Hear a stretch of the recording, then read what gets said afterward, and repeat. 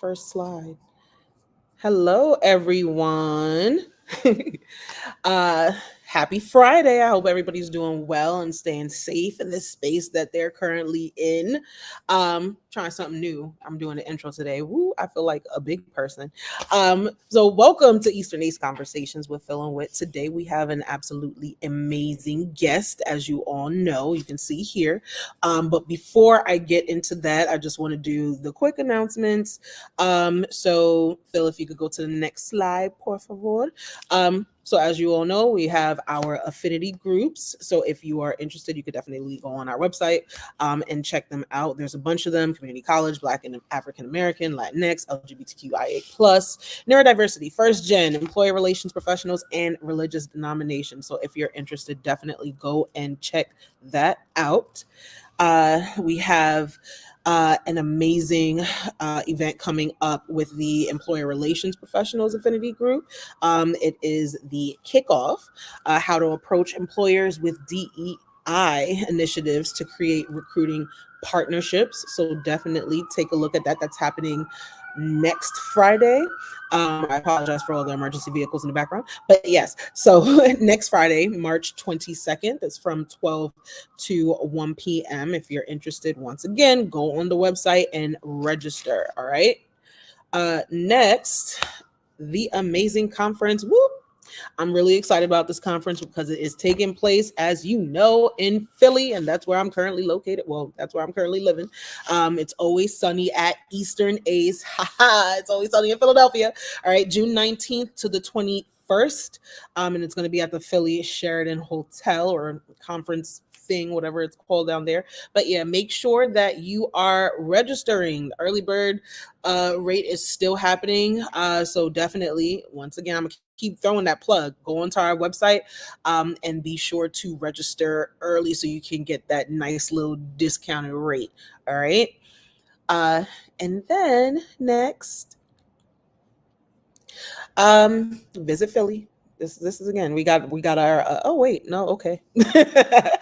I'm not gonna go into the. You know what? Visit Philly. That's all I'm going to say. Eastern Ace 24, Philadelphia, June 29th to the 21st. Parkway Museum District, and 124 days left. You already know. And then our next slide is guests for the remainder of our time together. So today, like I said, we have an amazing guest. We have Tibby. Tibby is going to be here on screen shortly. And then we have Natalie coming up. Yes, Natalie. But yeah, I'm really excited about our two final guests. So I'm looking forward to today's conversation. Of course, the next conversations that are coming up. I want to say that's it, right, Phil? Yay! I did a good job. I feel I can manage the intros. Yes, yes. And so, I'll bring our wonderful guest on. Tibisay. I had to make sure to say Sai, so please get it correct when you come correct. Tibisay Hernandez, affectionately known as Tibby. She is the immediate past director of diversity, equity, and inclusion for Eastern Ace. Just a wonderful person, someone I've met in the Zoom world, but then we connected in real life, and the energy and love is there regardless. And so I'm just going to go ahead and bring her on. Welcome to the show, Tibby. Woo! Hi, y'all. Thank you for having me. Super excited to see two of my favorite people in the world. Thank you for being here. Yeah, we're just going to go right into it. We call this safety at work. This is very integral to your work in diversity, equity, and inclusion, and belonging and access. I think we keep on adding words to it, DIBA. But in that work, when we had started developing this conversation, what does that mean to you? Safety and well-being at work. Psychological safety is the first thing that came to my mind. Being able to be your authentic self. And authenticity to me means being yourself with humility. Because sometimes authenticity can be confused with selfishness. And selfishness is being yourself without humility, right? Not being considerate of the impact that you're having on other people, not understanding or being self-aware of yourself in different spaces, and not being able to take constructive criticism. And, for me, when we were talking about developing this conversation, what was really, really super important was the fact that I see y'all, hi. We are in a place in the world where we went through a heavy pandemic, and the repercussions of that, the ripple effects of that, are still ricocheting into the workplace. And what we're seeing is a lot of people not being able to, deal with each other in respectful manners. Also, the weaponizing of, identities, right? So if someone has a different identity than you, and you're in a quarrel with them or having a difficult time, some folks are defaulting to saying, well, the reason why we're having a difficult time is because I'm of this identity and you're of that identity. And that's really what's playing in the background, when sometimes it's not that. So there are so many different aspects of the workplace that really impede on our safety. So for this conversation, I really wanted to focus on how do you navigate it, because you can't control other people. The only person you can control within a space is yourself. And I think having specific goals for yourself is really key and important. The goal of communicating, the goal of respectfully communicating, the goal of making sure that you maintain your integrity, as you're walking through these spaces. Those are all decisions that you make for yourself. Those are not things that decisions that other people can make for you. And sometimes we have to figure out if the space that we're in, if it's not allowing us to communicate respectfully, show up with integrity and authenticity, then is that space really for you? And going through the process of asking yourself those questions. So that's really when you were talking about this, and you mentioned this, I was like, yes, this is so important for where folks are right now. And the conversations that I'm troubleshooting in the workplace on a daily all have to do with this topic of safety. Absolutely. So before I ask my question, and I'm gonna make sure that I stay on because you said you want to talk specifically about how do you navigate these toxic spaces, right? Before I go into my actual question, I recognize that this should have been done before we even got started, right? So just addressing the fact that this conversation may be triggering to some people, right? It may be triggering to some people because we're talking about toxic work environments, just toxic spaces in general. And I know that, just based on my own experience, I've been in toxic work environments that, when I recall it, it's kind of like it's traumatic. Like the trauma that I experienced, I feel like I got PTSD. It's crazy, so I want to make sure that like we're mindful of the fact that this is going to be a heavy conversation, and our viewers are mindful of that as well. And it's okay. Like our viewers need to, and listeners need to understand that this is definitely, it's okay to feel the way that they're feeling. And we are all professionals in our spaces. I know that I will offer myself up just in case anybody wants to like unpack after this conversation. But yeah, I just wanted to throw that out there. So my question is, what are some common signs or characteristics of a toxic work environment? Because some people might be in the space and they don't even recognize it. They just know they go home and they feel so drained. And of course, that's probably a common sign that we could all talk about. You just feel drained. But let's say that they think that they're just tired in general when they go home. What Mhm. can, what would some signs be at work? Combative conversations, I definitely think, are some signs right? When it feels like we're having one conversation on the surface, but it seems like there's another one happening underneath, that feels combative for no reason. A lack of clarity on what the goals are, right? That's another big sign of toxic environments, because if everybody is gunning for their own goal, then the cohesiveness, the collaborativeness of that office is just not going to be there.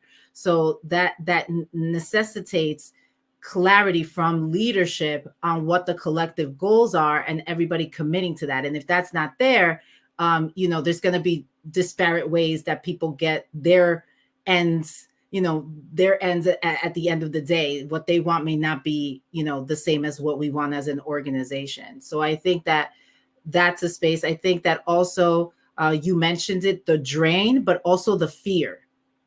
When you fear going into work, when you fear going into a meeting, when you are going to confront people whose emotional reactions are so all over the place that they hijack the meeting, right? And then now we can't get back on course. Those are all signs of toxic environments.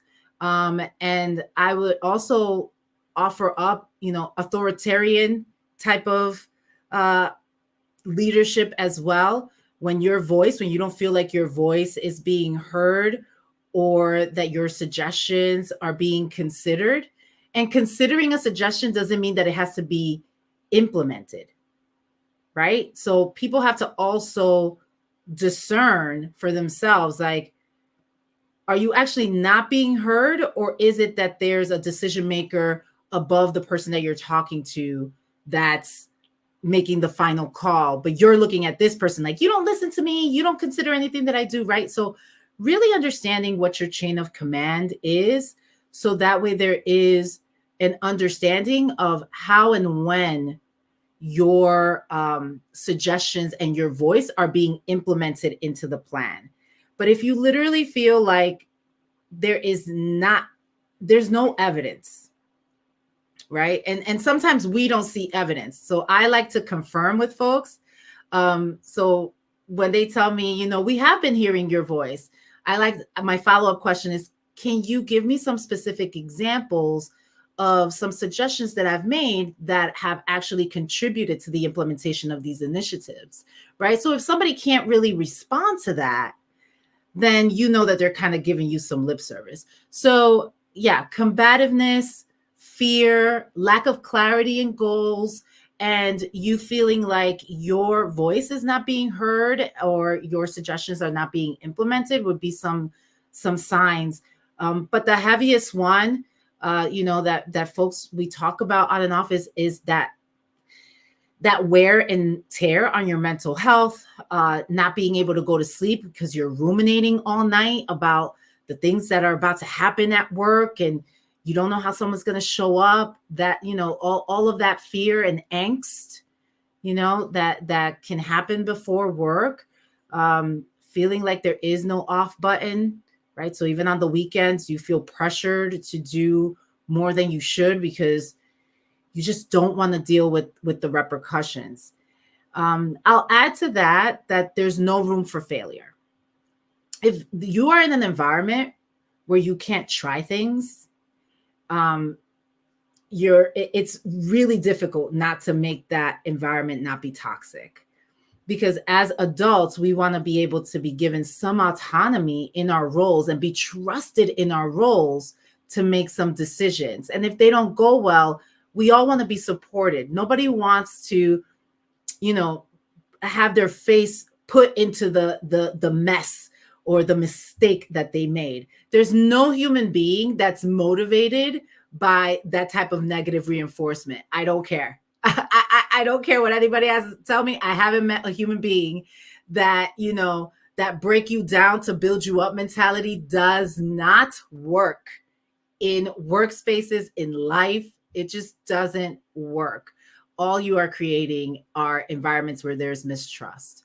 So yeah, so those are some of the key signs that I've seen related to toxic workplaces and environments. Man, I love that. I mean, I think it's, I think I'm glad, Whitney, appreciate you for putting that ahead of time, that trigger warning, because now that I'm thinking about it, I'm thinking all the examples of times where that did happen, and my mind is going to other places and trying to stay focused on this conversation. So, flipping it, right? We think about, um, I like to use my vetting system, right? Like, okay, if I navigate a negative environment or toxic environment, I need to find allies or people I can trust. And there are people, even in a whole macro system, the environment might be toxic, but you still have some trusted people, right? How do you vet that in a toxic situation? How do you vet the trusted allies or co-conspirators in those spaces? Vulnerability, right? Who's vulnerable with you? Who do you feel you can be vulnerable with? You know, testing out some things, telling people some of your ideas and seeing if they are the negative Nancy's of the office that think that nothing is ever going to change. They're not going to take your idea, right? So, like, that person may not necessarily be someone that's going to help you through a toxic environment because they're playing into it, right? They're not trying to be the change. They're just like, it's never going to change. So someone that you can have conversations with in regards to the changes that you want to see, someone who actually affirms what is happening to you, because that becomes really important. Folks will say, well, you're personalizing this, or I didn't mean that. That's not how other people took it. You're just taking it that way. But when it's a group of people and they're all seeing you be attacked, and they're all seeing and hearing the tone, the tenor, the consistent, right, behavioral manifestations of combative back and forth, when they see that happening to you, and you ask for feedback. So I like to ask for feedback, because sometimes folks will say, well, I don't think you took that the right way. And I'll ask other folks, like, how did you, in this conversation, how did you take that? Or if you were listening, how was that interpreted? So you want to find people that whose eyes and emotional intelligence are in the room, who can call those things out and have those conversations with you. You also want someone that's going to tell you when you're wrong. That's the most key person in the organization, is the person that knows how to tell you when you messed up and you don't take it no type of way. Because we sometimes the messenger and the message sometimes ain't aligned. So if you could find somebody that can deliver a message to you that you can receive, that person's an ally. So I think those are key ways. And I kind of I'm an observant person, so I also like to hear how people show up in spaces. That gives me a clear understanding of who I rock with and who I might not rock with in the space, right? How they're thinking about certain topics that are really important. For me, being in DEI, there are certain topics that come up and certain questions that I'm like, yeah, you not it. You not really hitting with how I view this, right? Our views on this aren't aligned, but I always give myself a little bit of room to ask deeper questions from that person to see if it's that we don't align on this topic because maybe they don't have enough information, or maybe I don't have enough information. But usually after a while, who's who in the zoo. I mean, you see who shows up, and you kind of know who you rock with and who you're like, yeah, I can't. They too spicy for me. I can't do that. I like that. Who's who in the zoo? That sounds like a Dr. Seuss book. Like, who's who I in the can't zoo? take claim for that. I can't take claim for that. I will give all credit to Roberto Peguero at U Albany. Shout out to U Albany, my old employer. Because Roberto Peguero, that's what he used to tell us all the time. It's like, you need to know who's who in the zoo. I'm be like, you right, son, you right. So I'm about to start using that. Thank you. Thank you, Roberto. All right. So I know we're talking about, toxic work environments, right? But I want to ask about those, or speak to those that are currently trying to transition from a work environment that they feel is toxic, right? And they're going on these interviews, and they're trying to navigate that process, which I feel like we all hate that, but I'm not going to get into it right now. But we're trying to navigate that process, right? um, are there any red flags that indicate a potential toxic workplace culture during the interview process, and if so, what are some examples? so no, not initially, because let me explain how I view it. It's like a Tinder date. Everybody gonna put their best profile out there. Everybody's gonna put their best foot forward, right? So it's like this first date where everyone's fake and just trying to show all of the accolades. How you figure out if a place is toxic is by asking very specific questions at the end of your interview. That's how you figure out, right? Like, just as much as they ask you behavioral questions, like, you can ask an employer behavioral questions like, what's the level of autonomy that I would have within this role? What's the chain of command? How are there policies for conflict resolution? Can you tell me about a time where there was some discourse in the office that you all had to overcome? How was that overcome? Like, people, you don't just have to ask about your benefits or the timeline at the end. If they're giving you room to ask questions, flip the interview. I had a wonderful young lady recently, because we're doing a lot of interviewing at my job. I currently work for the Department of Civil Service for New York State. And she asked about psychological safety. As a DEI office, what are your views? She asked each of us, what are your views? How do you stay on top and abreast of all the DEI initiatives that are coming out, or the changes that are happening in DEI? What's the training schedule for that? What are the conversations looking like for that? Do you establish ground rules in meetings? Like, she went in. And I thought that was so refreshing, because when you're looking to land in a safe place, when people are going to give you the lip service, because it's going to sound very much like the place that you're trying to leave. So I would say that, also look at what kind of questions they're asking you. Are they asking you questions where they're trying to gauge if you're if you're going to be a compliant employee? Because there's questions like that out there, y'all. So, that might be a little bit of a red flag. They're asking you a lot of questions about, being compliant, or, how you deal with difficult situations too. You might be either coming into a place that's coming out of that and they're working towards getting better, or you might be coming into a place that is currently in the storming before the norming phase of things. Well, then when is the honeymoon stuff? How do you vet it right when you touch down? I mean, I think you gave some good examples. About the trust and lack of clarity and fear.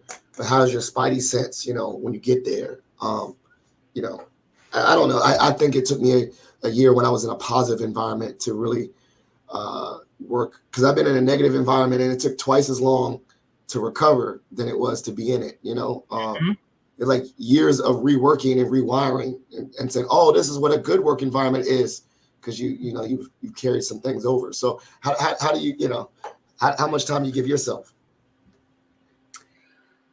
Honestly, you have to know when you're being brought into the conversation as a new employee. And until then, shut up. Shut up. Watch everyone. Also, again, I keep equating this to relationships. You know, when you get into a new relationship and the person can't stop talking about their old boyfriend or girlfriend or partner, if you're coming into the space and you, well, at my last job, we did this, at my last job, that is 100% way to turn people off. Like, if your last job was so great, why aren't you marrying your last job? Why aren't you there? Right? So there's certain things that we have to check within ourselves when we're entering into a new space. Humility. You could think that everything that they're doing is wrong. Guess what? They were there in the trenches building it before you got there, and you coming in and poo-pooing on everything that they did, right, does not buy you any allies, right? So just making sure that you're listening more than you're speaking, that you're thinking about, and you'll see when you start being brought into the conversation. You'll figure it out when it's like, especially I love the conversations when my boss takes me into the room and says, you know, with your new eyes, you know, how are you seeing this process? What would you improve? I ask a lot of my supervisors to do that in private, because what I don't want to do is critique things in front of my team and make them feel like I am coming in here to just break everything that they've done. And honestly, I also, for safety reasons, as a woman of color, in the beginning, if I'm giving like suggestions, I know this is going to sound crazy, but this is really true, something that I do. If I'm giving suggestions, I ask that they not be credited to me, because the minute that they start getting credited to me, I have experienced that there's a target on my back. So it's really hard, and it takes a lot of therapy. Everybody should be in therapy. That's my thought process. Everybody should have somebody that they're talking to and that's helping them navigate these emotions. Absolutely. Absolutely. I know we're running out of time. But I do have one question that I want to make sure that I ask, and this might be a good question to end off on. But how can people maintain their well-being and resilience in a toxic workplace? Like, if they cannot leave in if they can't leave in that very moment because the pay is just something that they need to support whatever their lifestyle is, um what strategies could you or do you suggest that they I guess utilize so that they can at least stay sane for the time that they have to remain? You have to create boundaries. I encourage everybody to get a setting boundaries workbook. There are a ton of different ones out there. There are some for the workplace, there are some for like toxic families. They all do the same thing. They help you to identify what are your non-negotiables. Additionally, with that, there are such wonderful things on our phones called Focus now and on Microsoft Teams. So at the end of your day, make it so that nothing from work can get through on your phone. Nothing from work can get through on your laptop if you're using it for entertainment. You have to log off for your well being. And you have to communicate your boundaries to your supervisor in a very clear and respectful manner. Because if the work isn't manageable in the chunks that it's being given to you, then that means that there's a lack of efficiency within the structure. That's not a you necessarily problem, right? And if it might be a you problem, if it might be a time management problem, having that discussion with your supervisor and having them help you figure out how to chunk up projects and how to make sure that by the end of your day, you're at the end of your day is super, super important. It is very, very hard to do. Yes, it is very, very hard to do, but it's just like any learned skill. You know, the person that's at your job that you know you can't get them after 5 o'clock, like they just not doing it. And they still keep their job. They're still there, you know, and everybody, they just asserted themselves. They're just, I'm not the person that's going to do the weekend stuff. Sorry, it's not me. Don't call me after 5. No, if I'm not logged in, no, I'm not doing that extra project. No, right? Because you're supposed to do your job, and your performance appraisal should be based on your role. And every year, take that performance appraisal and make sure that you're having conversations with your boss about if the job description that you have been given, if the days and the number of hours that you have really are not jiving and matching, maybe we have to reconsider. Be like Veronica on TikTok, you right. Maybe we have to reconsider how many projects we have, or put more structure around that. But you're being evaluated on your performance of tasks. So be clear on what that is. And if there's stuff that's extra and you're saying no, it is within your right to say no, because it's out of title work. You're not being paid for that extra stuff. And I know that we all want to be team players, and we can to a certain extent. The minute that it starts going into a place where you're being taken advantage of, you have to stop. You have to speak up. So I would say, everybody, get a how to set boundaries at workbook. Please do it. It's been so helpful. And having those conversations with some of my mentors and my therapists have been instrumental. Yes, scope creep is so real. Absolutely. Well, this has been this is probably the most engaged conversation we've had, honestly, with all the chat. So thank you for everyone that's jumping in the chat and engaging with this conversation. I guess it shows that it's very pertinent and very needed in these times. Thank you, Tibby, for really bringing and shedding light on this topic and providing us with some gems.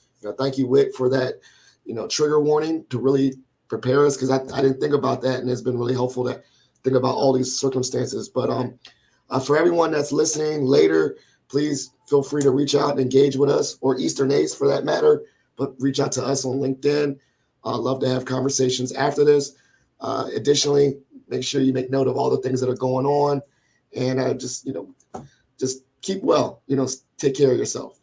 I'll add, yeah, Phil, one more thing. Make sure that you have a group chat with 2 of the most amazing people in the world. So that way, when things are happening to you, you can text those people and they can lift you up and listen to you when you cry and give you virtual hugs. Make sure that you have that village, because I will tell you that those individuals that are in our private group chat, who know who they are, I would have not survived the last 2 years. I would have not survived this pandemic without our group chat. So. All right. Well, we got to get off here. I got to go to work.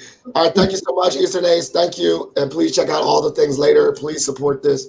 Please still engage with this conversation. Leave chats. This will still be up on Facebook, YouTube, and LinkedIn, as well as we'll be uploading this to Spotify. Thank you. Thank you. Thank you. Bye, y'all.